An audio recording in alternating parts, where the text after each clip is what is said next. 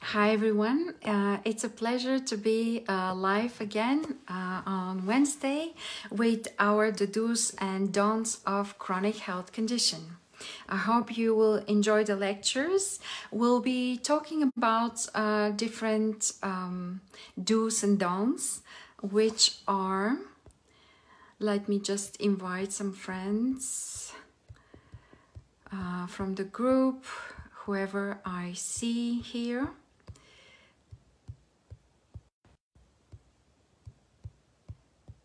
Okay, more. Oops.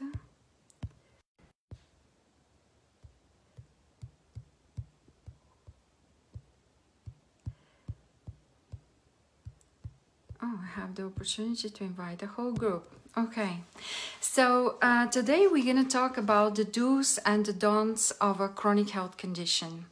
And before I list the do's and the don'ts, I would like to talk about something which is a very big don't. And this is the Candida infection for chronic health condition. So have you heard that our body desires healing and wishes balance? I've heard that many times, and our bodies do their best with the tools we give them to keep us alive and to heal us daily. So what proves that statement? Well, the fact that you're here and you're watching this video, or you will be watching the replay of this video. Yes, that is a proof that your body desires healing and wishes balance. Every day, the environment and our internal life offer challenges to our body for survival. And every night, those challenges have to be resolved while you're sleeping. The body deals with them. And the fact that next day you have more or less energy shows you how the body dealt with those challenges during the day. So every disease we are dealing with has some connection to fungi, bacteria, microbes, viruses that cause havoc in the body and leads to diseases. As you know, 99% of our body is made of those species, and only 1% is made of human matter. So every disease, in this respect, we talk about fungi today, and more specifically about one very common fungus infection, which is called Candidiasis, and it's done by Candida and mostly Candida albicans. So Candida normally lives on our skin. It lives in our mouth, our throat, our esophagus, and lives deep in our body. Promotes infections in our vagina for the women, mouth and throat, and more concerned are the infections deep in the body, like infection in the brain, in the eyes, in the heart, infection in the kidney, and other bloodstream, for instance, joints, which are very, very concerning. So we know three types of invasion: the vaginal candida, the invasive candidas that go deep into our body, and the mouth candida. Unlike the candida infections in the mouth or the vaginal infection, the invasive candida that goes deep into the body is a serious infection that can affect, as I said, bloodstream and some organs, joints, and other parts of the body. People who develop that invasive candidas are often already sick. So when we have a chronic health condition, we absolutely must check for candida infections of the body, because healing that will make it way more easier for the pills or whatever you're taking during the healing process to achieve a healthy body. who are the groups that are at risk for infections? So these are, first of all, people that spend a lot of time in an emergency. The hospitals, yes, they spread candida actually. People who have a catheter, venous catheter, people who have a weak immune system, like people with chronic health conditions.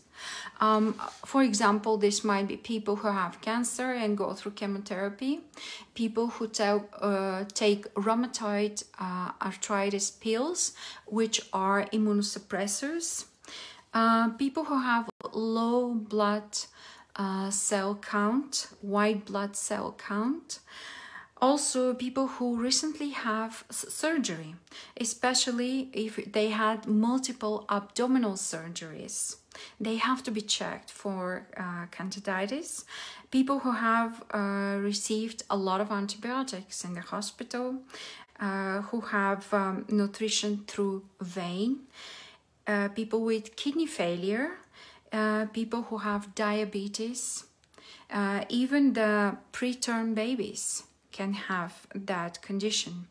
People who inject drugs are also at risk of invasive candidiasis, and especially for bloodstream infections. Have heart valve infections as well, and bone and joint infections. So officially recognized symptoms for this condition is fever and chills, but let me tell you, if you wake up with your throat, nose clogged and for no reason, you might want to check for candida.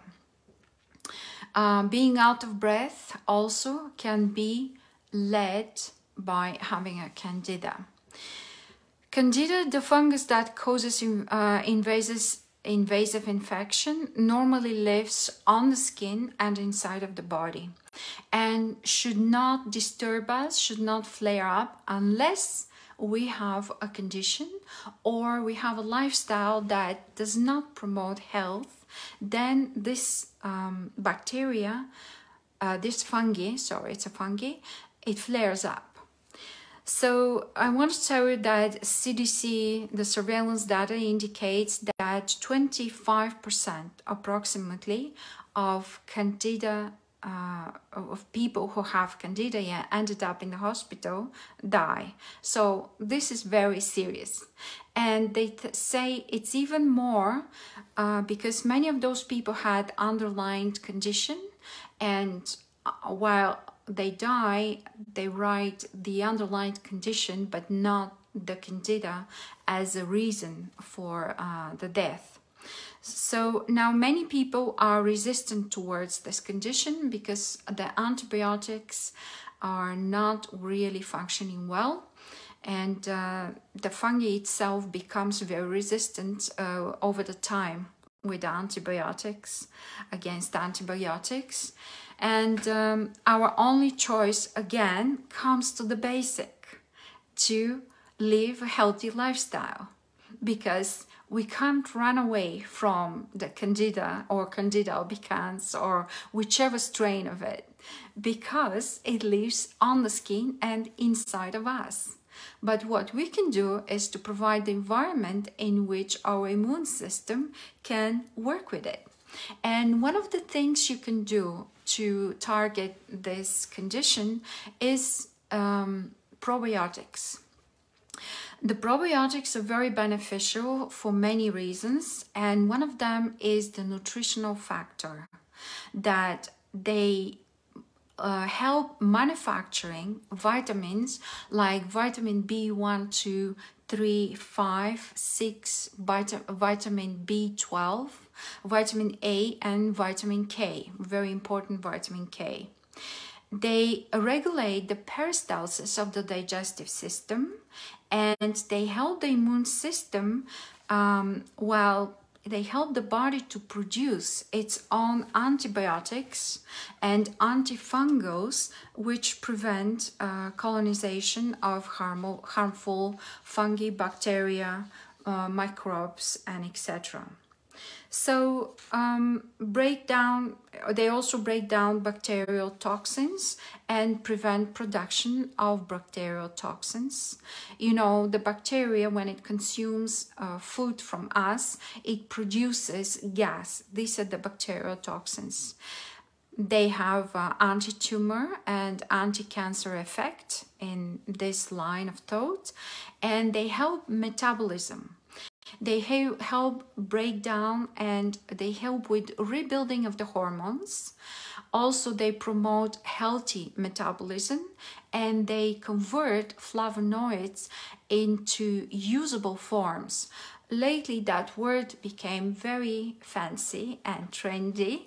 One of my gurus, Pochek, was saying that be careful because what is trending in the science means they don't know much about it. That's why they do researches and it's trending. So now those flavonoids are trending a lot.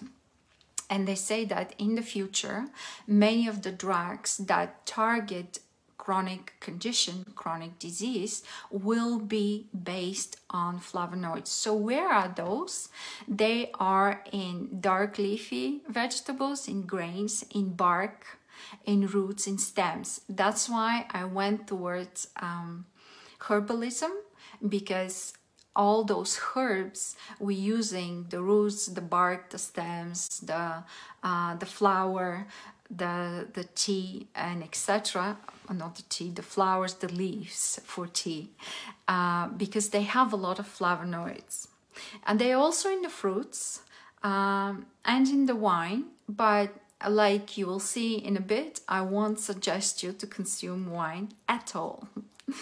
So other functions that the probiotics bring are to maintain the mucosal integrity in the gut.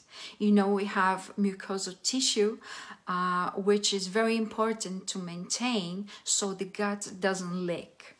To reduce the catabolic products eliminated by kidney and liver.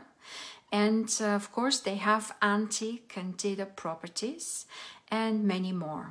So now I'm gonna mention a few do's and don'ts when you're dealing with chronic condition, and I will continue with the metabolic typing as well as with sleep, deprivation. We'll talk about coffee and a little bit alcohol. So because the probiotic is so important for our immune system and health, they are under the do's column when we do do's and don'ts. So another do is to have the right metabolic assessment of your body. Another do is to have the appropriate movement. You see, it's all basic. Every person who suffers with different condition needs different movement approach in order to give energy to the body so the body can deal with the chronic condition. Hydration, and today I'm going to give you right now 2 formulas for hydration which I follow with my clients. One formula is your body weight in pounds divided by 70. You will get the liters per day you have to drink. It goes by weight. If your body is, for the easy math, 140 pounds divided by 70, it's 2 liters of water per day. The other one is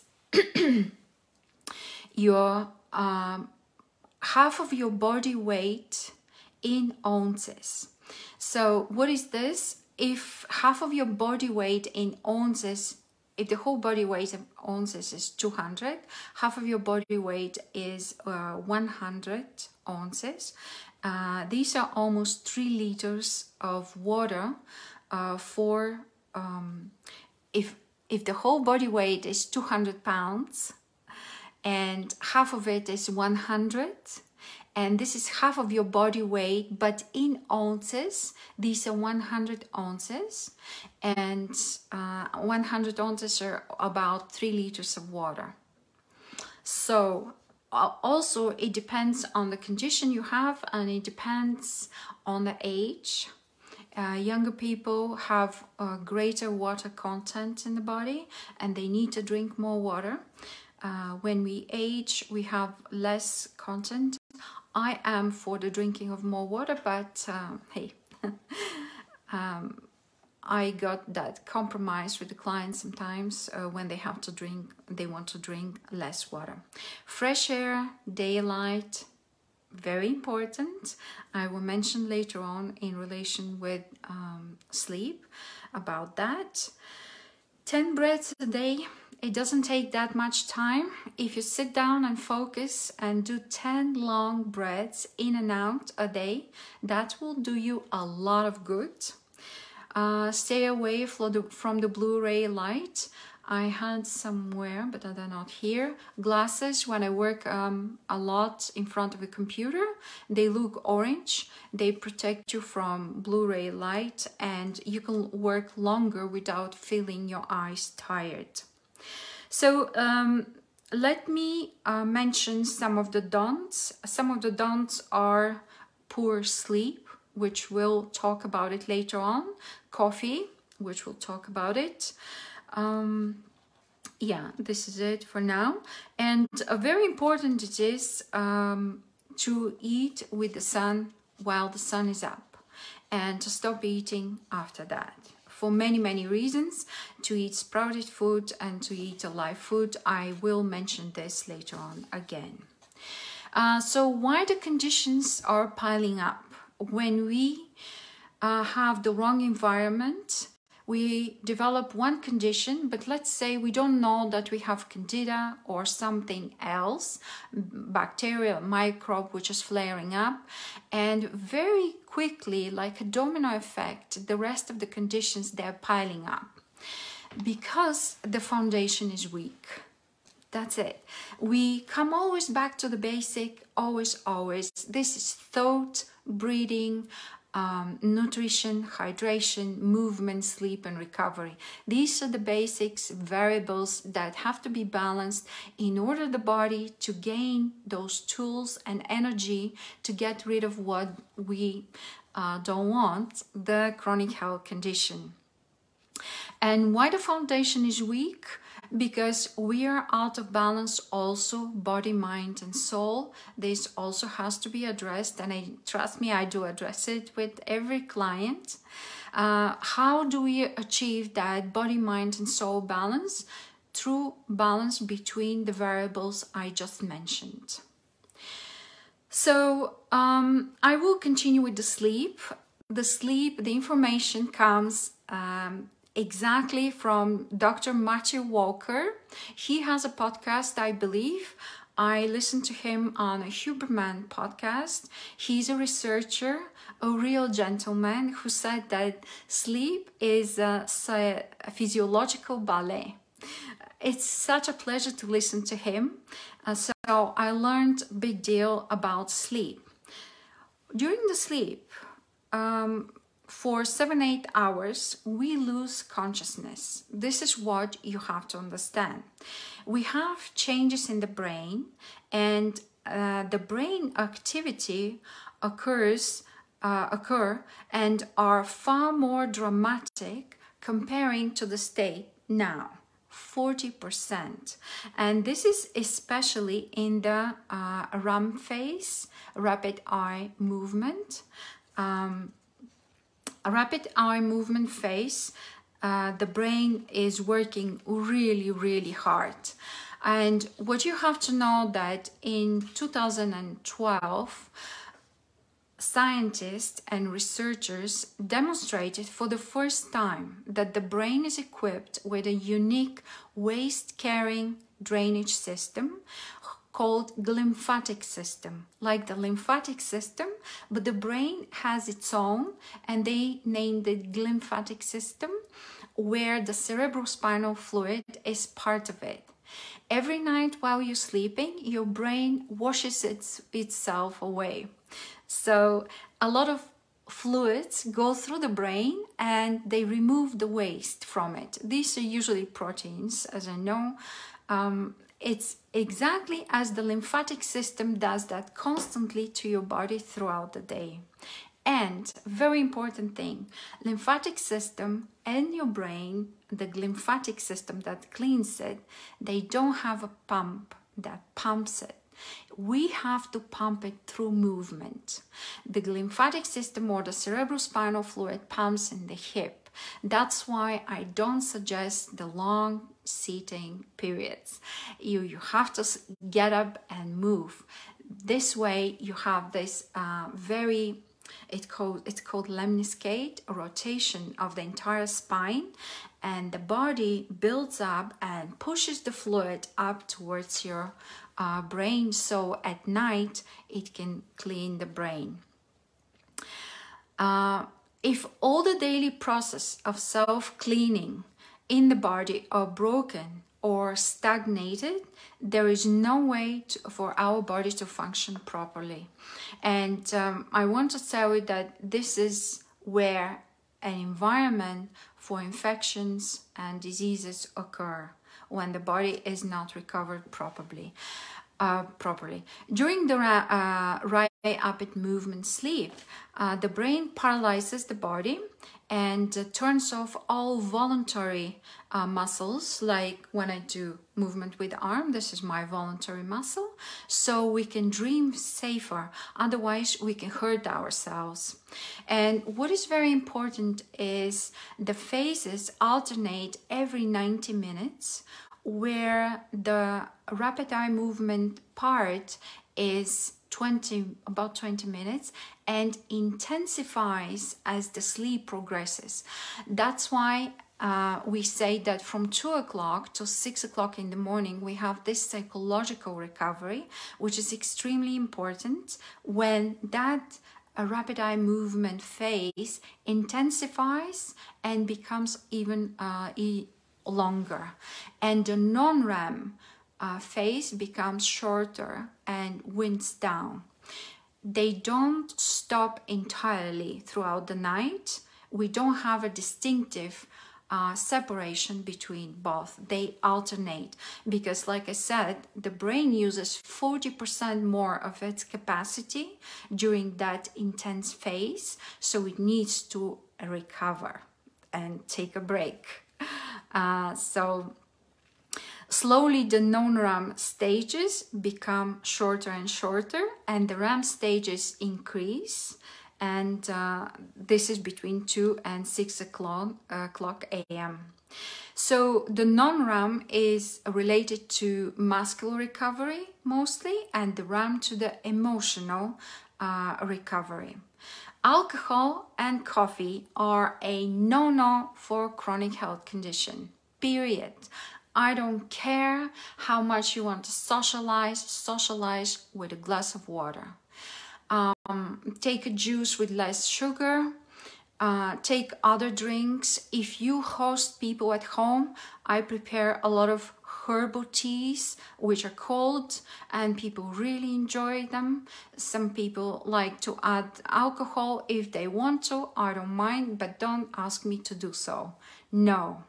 And why is that? Because of the sleep hygiene. Because when you drinking coffee and alcohol, you don't have a full recovery. Going to bed on time in order to sleep in accordance with the circadian rhythms is very important, and it's very important to be away from Blu-ray, away from caffeine and alcohol, so you are able to recover. Because just sleeping doesn't mean, being unconscious doesn't mean that the recovery processes are starting. Because let me tell you, if you have caffeine in your body, which stays 8 hours after you take coffee, for every person Never mind what enzymes and how you absorb coffee and etc. It stays in your bloodstream that long. If you have caffeine in your blood, the growth hormone, which repairs all those tissues, cannot be released at night. You will sleep, but repair will not occur because of this caffeine and the cortisol, which is present in your bloodstream. So, think twice when and how you drink your coffee. I will give you some ideas right now. So alcohol and coffee deprive us from recovery, not necessarily from sleep, but from recovery. Before we talk about caffeine, I would like to mention that the sleep hygiene is absolutely crucial. It's 100% for our recovery. And sleep hygiene also includes the exposure to daylight every morning, looking east when the sun rises. If you stay only 10 minutes outside and look in this direction, because when the sun rises it's not that strong, it will do you enormous good throughout the day. It will regulate your circadian or sleeping rhythms, phases. So caffeine, the dose and the timing make the poison. Caffeine leads to increase of dopamine and adenosine. Adenosine is not a hormone, it's a neurotransmitter. It's produced in the forebrain, in the front part of the brain, and it controls the wake-sleep cycle. What happens with the caffeine, when it's released in the bloodstream, the caffeine binds with the receptors of the adenosine. But guess what? When it latches to those receptors, the adenosine cannot control those cycles anymore. And that's why when its power of the caffeine finishes over those receptors, the adenosine is already collected so much, produced, that you feel sleepy because it is in control. It starts releasing very little from the morning and increases slowly, more and more and more, so we can go to sleep at night. And when it has this danger, it over-releases, and the caffeine has a power for about 8 hours or 5 hours, a strong power over the bloodstream. And when this power winds down, this adenosine explodes in the blood flow. That's why you feel sleepy and you want a second coffee. This is what is called the caffeine crash. And after the caffeine crash, the sleep loses 30% of its restorative energy. So think twice how and when to take your coffee. We must stop drinking coffee 8 to 10 hours before going to bed, depending on your coffee absorption ability, but 8 hours is the minimum for every person. 10 hours, sorry, 8 hours is the minimum, 10 hours is the maximum. So I want to point out that losing consciousness, being sedated by alcohol, for instance, is not necessarily a sleep or recovery process. Alcohol sedates us, but because it's still in the blood flow, the process of recovery does not occur. And I don't care how good is for our veins and arteries, what amphetamines and other things are in the alcohol. It makes way more damage than it brings good. And that's why I do not suggest alcohol to my clients, because your cortex is sedated, but you are not recovering. And especially when you have a health condition, you cannot recover, and the condition gets worse and worse, and then you get a second condition, a third condition, and etc. because of the sleep hygiene. So what else I would like to say is that your REM sleep is blocked, which is responsible for cognitive recovery and emotional recovery. And when we are sleep deprived, yes, our skin becomes hyped. It's very sensitive. The sensitivity is hyped. Our emotional state is such as we get more irritable. A glass of wine at dinner leads to less rapid eye movement phase during sleep, during which you're supposed to release growth hormone, and that's supposed to recover your tissues. You have up to 50% less recovery during that night. You know, the body produces a lot of cells that has to be taken away, a waste we call it. And if you drink alcohol or coffee and you can't get the 100% recovery, you are losing out up to 50% of that tissue recovery. If there is no repair, of course, we said there is infection, inflammation, and disease. Usually that is the process. And your disease might not start with infection, but inside in the body, there are so many species, 99% of you, that can infect you in some way which cannot be detected by the medicine. You know how the medicine waits for the symptoms to become such as to be detectable by a machine, that your blood sample goes into a machine, right? Into a computer to detect a disease. So you're already advanced in the disease while the medical doctors detect you. That's why I work a lot on prevention. And just to mention that in every psychotic condition, we have sleep deprivation. This is very interesting fact. And another statistic is 5% less REM sleep, REM, increases with 30% the mortality. So I am going to the last one, metabolic typing. When we have chronic health condition, and for overall health and prevention, we absolutely have to know how our body metabolizes the food, because we are what we assimilate and what we digest, but not what we eat. Because if the body doesn't metabolize it, what's the benefit if we eat all those leafy vegetables, nice grass-fed meat, and etc.? So we are what we absorb. Some people, we call them fast oxidizers or slow oxidizers. That it depends how they metabolize the carbs and the proteins. In the Czech Institute, they suggested us to divide people in 3 metabolic types.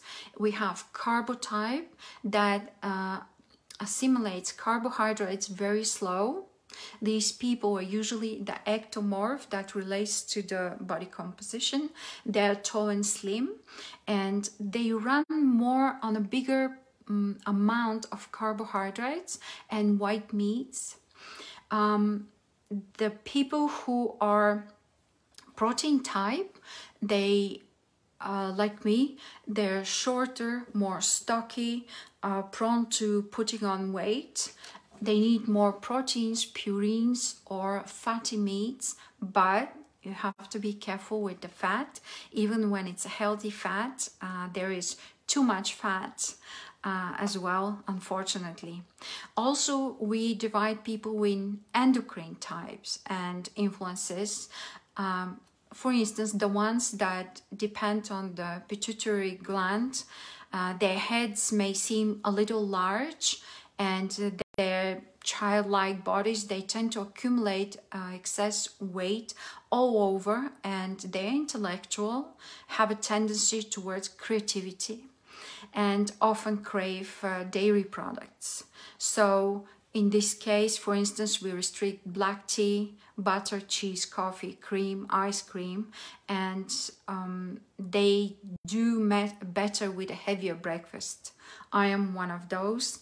I absolutely have to have a heavy breakfast, and then light lunch, and then no supper.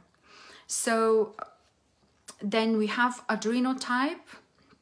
They are shorter people with a square, heavier build. They have excess weight, tends to accumulate like a pot belly. Their breakfast can be dairy, yogurt, grains, you know, those people who absolutely want to have their wheat, oats, or other grains with milk and etc. And thyroid type, the thyroid type tend to be tall and thin, with long tapering fingers. They have tendency to crave sweets and put on weight around the middle and not on the extremities. They also have to be restricted by black tea, coffee, ice cream, chocolate, cola, refined carbohydrates, and etc. And their breakfast has to be lighter. And then we have a fourth type, the gonad type women, to be typically those pear-shaped women. Weight tends to accumulate on the buttocks and the outer thighs. And for there, they can have breakfast dairy like low-fat yogurt and etc.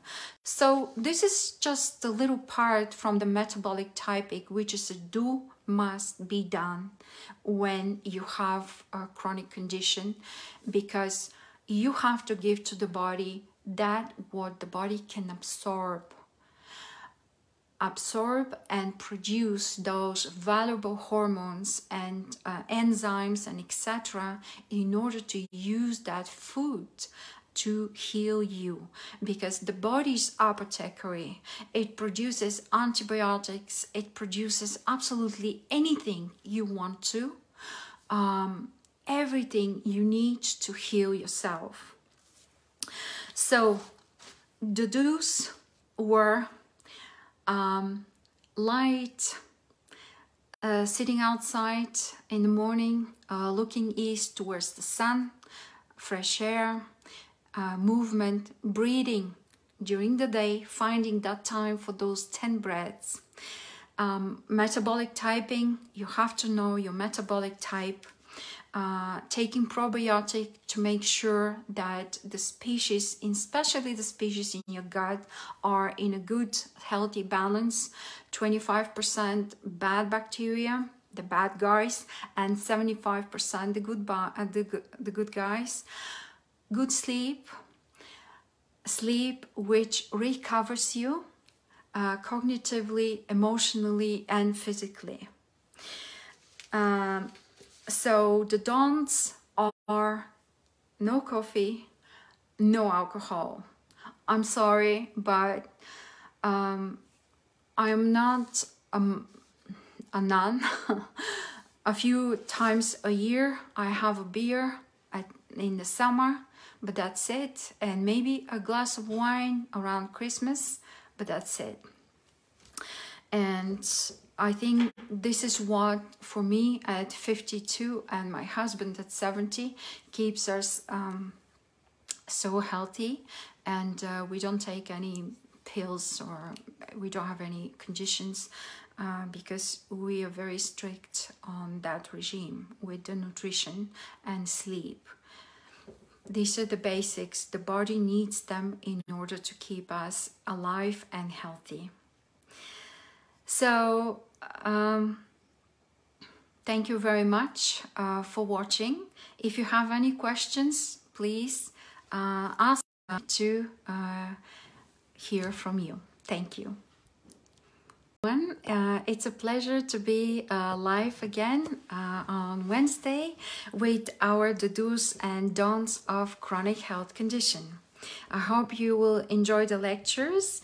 We'll be talking about different do's and don'ts, which are, let me just invite some friends from the group, whoever I see here.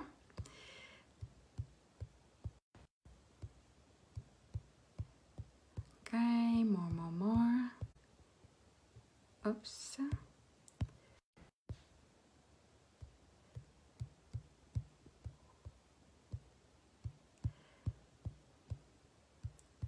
Oh, I have the opportunity to invite the whole group. Okay, so today we're going to talk about the do's and the don'ts of a chronic health condition.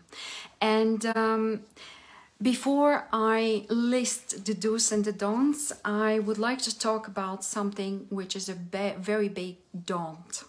And this is the Candida infection for chronic health condition. So have you heard that our body desires healing and wishes balance? I've heard that many times, and our bodies do their best with the tools we give them to keep us alive and to heal us daily. So what proves that statement? Well, the fact that you're here and you're watching this video, or you will be watching the replay of this video. Yes, that is a proof that your body desires healing and wishes balance. Every day, the environment and our internal life offer challenges to our body for survival. And every night, those challenges have to be resolved while you're sleeping. The body deals with them. And the fact that next day you have more or less energy shows you how the body dealt with those challenges during the day. So every disease we are dealing with has some connection to fungi, bacteria, microbes, viruses that cause havoc in the body and leads to diseases. As you know, 99% of our body... Leave a question or comment and we'll be glad to answer. Thank you for watching. Don't forget to follow and subscribe.